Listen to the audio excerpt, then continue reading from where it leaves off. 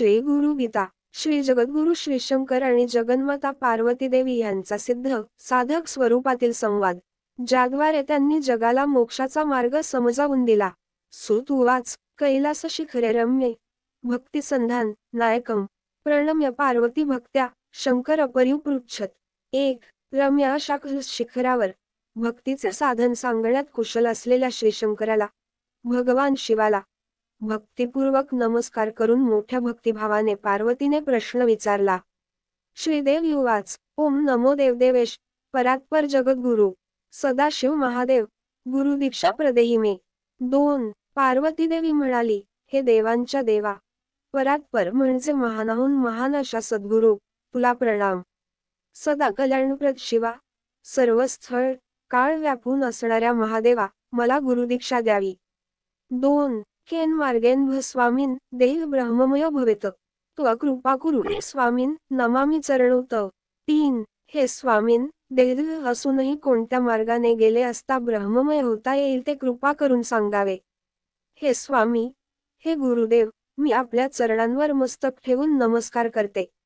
3. ईश्वर उवाच, मम रूपासि देवी त्वत्प्रीत्यर्थ वदाम्यहम लोकोपकारक प्रश्नो न केनापि कृतः पुरा.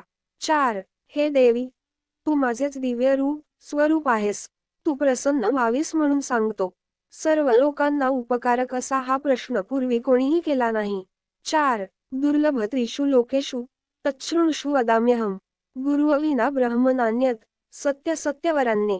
5. हे श्रेष्ठ पार्वती, तिन्ही लोकांत दुर्लभ असे गुरुतत्व मी सांगतो तेक. श्री गुरुच सदोदित ब्रह्म होय, श्री गुरुशिवाय दुसरे ब्रह्म नाही, हे सत्य मी तुला द्विरुक्तीने सांगतो. 5. वेदशास्त्र पुराणांनी इतिहासादिकांनीच मंत्रयंत्रादि विद्या स्मृतिरुच्चाटनादिकम. 6. वेदशास्त्रे पुराणे इतिहासी तसेच मंत्रयंत्रादि विद्या स्मृती उच्चाटन तीर्थ व्रत तप साधना कितीही घडली तरी संसार बंधनातून मुक्तता होत नाही. 6. शैव शाक्तागमादींनी अन्यानी विविधांनीच अपभ्रंश कराणीस जीवाना भ्रांतचेतसाम. 7.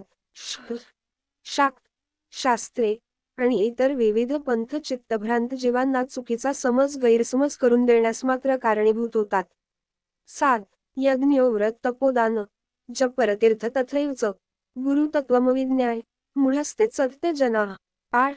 यज्ञ व्रत तपश्चर्या दानधर्म जप तीर्थयात्रा करणारे लोक जोवर गुरुतत्व जाणत नाहीत तोपर्यंत मूर्खासारखे भटकतात, वागतात. 8. गुरुबुद्धयात्मनो नान्यत सत्य सत्य न संशय तल्लाभार्थ प्रयत्नस्तु कर्तव्यो हि मनीषिभिः. 9. ज्ञानस्वरूप आत्म्याहून श्रीगुरु भिन्न नाही. गुरुविषयी पूज्य बुद्धी श्रद्धा असली की मग गुरुभक्ताला दुसरे काही कर्तव्य नाही, हे अगदी खरे द्विवार सत्य होय. 9. गूढविद्या जगन्माया देहेचा ज्ञानसंभवा उदय स्वप्रकाशन गुरुशब्देन कथ्यते. 10. ह्या देहात अज्ञानाने उत्पन्न झालेली जगन्माया गुप्त विद्येच्या रूपात राहते. आत्मप्रकाश वा आत्मविकासाने ज्ञानाचा उदय होतो. गुरु शब्दाने तो उदय दर्शविला जातो. सद्गुरु स्वयंप्रकाशी असतो. 10. पुढील भागात लाईक करा, सबस्क्राईब करा.